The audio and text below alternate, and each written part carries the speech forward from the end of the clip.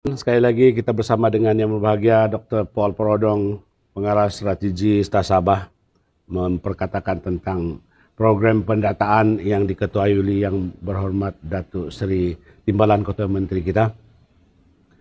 Doktor, saya percaya apa yang kita bincang tentang pendataan tadi itu orang mulai paham. Dan saya tengok saya sendiri pun sudah nampak bayang-bayang dia yang hujung sana itu ada penyelesaian yang tuntas. Tapi sebenarnya inisiatif-inisiatif seperti ini sudah pernah dibuat dan selalu diwar-warkan oleh orang-orang terdahulu daripada kita. Termasuk macam PSS semua itu.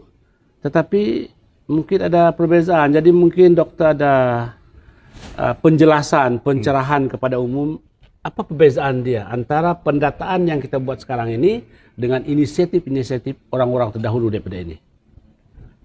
Terima kasih. Saya faham ada banyak pandangan di luar sana, ini apa bezanya dengan PSS. Sebenarnya kita coba menyelesaikan benda yang sama. Warga asing. Warga asing. Kita punya pendekatan juga hampir sama. Bukan sama ya.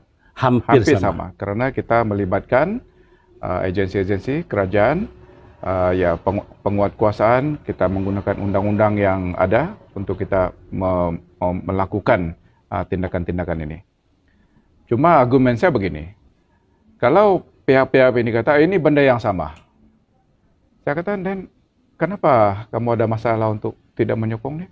Sokong sajalah. Betul lah. Ini masalah kita bersama. Jadi kenapa kita harus berdebat lah, kata oh ini benda yang sama, kamu tiru kami punya. Oke, saya sudah katakan tadi ini benda yang sama. Lebih jadi kurang sama. Ada banyak dia punya persamaan, subjek matter dia sama, sasaran dia sama, pendekatan dia pun hampir sama. Jadi kalau sama, sokong saja. Jadi adakah dokter berpendapat semua perkara yang dibuat ini kita ambil titik persamaan itu sebagai untuk agree bersamalah, untuk setuju bersama, kan? Ya, sebaiknya begitu. Sebaiknya begitulah. Ya. Cuma pandangan kita rasa pendekatan yang kita buat sekarang ini, masalah yang sama ya, tetapi pendekatan kita, cara yang dibuat oleh kerajaan ini lebih baik. Dan saya bagi satu contoh. Apa yang kita buat sekarang, kita mulakan daripada grassroots. Kalau kita lihat, belum ada pengumuman lagi daripada kabinet, kerajaan persekutuan, belum kita bercakap apa-apa di parlimen, tiada pun dia cakap apa-apa di parlimen, kita tidak cakap di peringkat kabinet. Yang kita dengar ini pengumuman-pengumuman, cadangan-cadangan begitu daripada individu, mungkin ada menteri juga ada cakap, tetapi ini cadangan. Ya, kalau Tuan Jalumin masih ingat, Menteri Dalam Negeri sendiri pernah mencadangkan, kad warga asing. Tetapi kerajaan negeri Sabah kata, bagi kami ruang untuk berbincang. Jadi cadangan dia, itu bukan keputusan ya. Cadangan. Baru cadangan. Jadi kita nampak sekarang nih, kita sudah mengadakan sesi town hall. Kita ada cuba melibatkan grassroots, pandangan daripada semua pemegang taruh, Mahkamah Anak Negeri, seluruh Sabah kita panggil. Termasuk pembangkang. Parti-parti politik, termasuk pembangkang. Untuk memberikan hujah mereka, beri peluang, kalau kamu bangkang pun bangkanglah. Ya, sebab kita tahu ini masalah bersama dan perlu ditangani secara bersama, secara pelibatan yang menyeluruh. Ini yang kita mau. Jadi saya difahamkan hari itu ada juga parti pembangkang, kita panggil dia tidak datang. Itu tidak apalah, dia tidak mau datang, dia tidak mau cakap.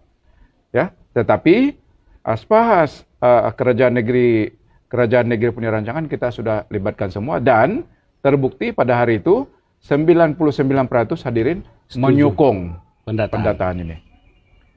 Ini pun kita belum kata ini keputusan kabinet negeri. Ini belum keputusan kabinet persekutuan. Baru cadangan jawatan kuasa ini. Ini masih lagi di peringkat cadangan. Jadi kalau kita lihat, baru di peringkat cadangan pun kita sudah coba libatkan semua. Ini baru, belum keputusan ya. Belum siapa-siapa buat keputusan. Kita coba libatkan semua sebab ini adalah masalah bersama. Ini bukan masalah kerajaan negeri hari ini bukan masalah kerajaan negeri akan datang, ini masalah kita sekarang. Betul, masalah kita. Ini bukan masalah kerajaan, ini masalah rakyat. Jadi wajarnya rakyat dilibatkan, ada libat urus. Jadi jangan terlalu panik dengan semua yang kita dengar ini semua masih di peringkat cadangan. Mana yang teruskan ada cadangan itu sila bagi terus cadangan. Kalau ada kebimbangan, kerisauan, sila suarakan. Itu kita terbuka. Terima kasih. Saya rasa sebab kita nampak jawatan kuasa yang diketuai oleh yang berhormat Timbalan Ketua Menteri ini sedang mengumpul semua data, cara dan mungkin resolusi dan solusi macam mana mau menyelesaikan, dan yang saya faham mungkin akan dibentangkan kepada kabinet pada 27 hari bulan ini. Jadi kita masih ada masa. Kalau siapa-siapa di luar sana yang mungkin mempunyai ide yang baik macam mana untuk menangani warga asing yang ada di Sabah ini yang mungkin terlepas pandang oleh kita, sila bagi pendapat. Tetapi macam yang doktor kata itu, bagilah pendapat secara rasional. Jangan bagi pendapat yang orang kata main hantam kromo. Itu bukan pendapat yang membina. Kita mau pendapat tidak produktif. Ya, kita mau pendapat-pendapat yang produktif. Tapi kita minta warga di sana itu coba pikir-pikirkan tentang ini. Mungkin pasal perbezaan ini sudah selesai kita buat. Apa perbezaan antara pendataan sekarang ini dengan inisiatif-inisiatif yang dahulu kita buat. Kita berhenti sekejap lagi, kita sambung kepada segmen yang seterusnya. Terima kasih.